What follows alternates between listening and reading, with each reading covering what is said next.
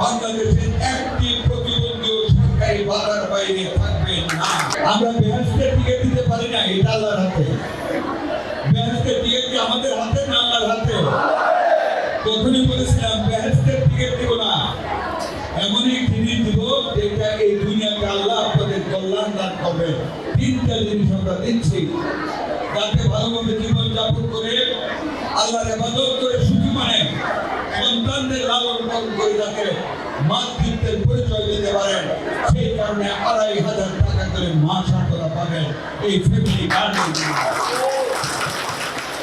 আপনাদেরকে আরো বলি, এই সমাজের স্বার্থে এই আগামী অর্থ বছরে বাংলাদেশের একটি প্রতিবন্ধী সরকারি বাধার বাইরে থাকবে না। যাদের প্রতিবন্ধী আছে আপনারা সকলের নাম ইউনো অফিসে আপনারা জমা দিয়ে দেবেন। জুলাই মাস থেকে প্রতিবন্ধীদের আমরা তালিকাভুক্ত করে ভাতার আওতায় নিয়ে আসবো ইনশাআল্লাহ। RICL TMX, যুগের পর যুগ স্থাপনা থাকে মজবুত। আজকে হামের পুকুরে আমাদের প্রিয় সন্তানেরা মারা যাচ্ছে।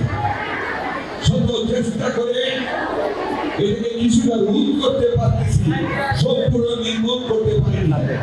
এর মধ্যে সারা বাংলাদেশে আমরা শতভাগ বাচ্চাদেরকে 6 মাস থেকে 5 বছর পর্যন্ত টিকা দেওয়ার কাজ শেষ করেছি। আপনাদের কাছে অনুরোধ থাকবে আমার বোনেরা, যদি আপনাদের কারো বাচ্চা টিকাদান থেকে ভ্যাকসিন, মিজেলের ভ্যাকসিন, হামের ভ্যাকসিন দেওয়া থেকে যদি বাদ করে থাকে, আপনারা নিকটস্থ টিকা ক্যাম্পে গিয়ে আপনারা টিকাটা দয়া করে দেওয়ায় দিবেন, যাতে করে বাচ্চাদের শরীরে অ্যান্টিবডি, রোগ প্রতিরোধক ক্ষমতা যাতে সৃষ্টি হয়। আপনাদের এই কাজটা করতে হবে। বলেছিলাম বিন্যাবাদকে পর্যটন কেন্দ্র করবো ইনশাআল্লাহ। আগামী অর্থ বছরের মধ্যে বিন্যাবাদ এবং সাল্লামের দিন আমি পর্যটন কেন্দ্রে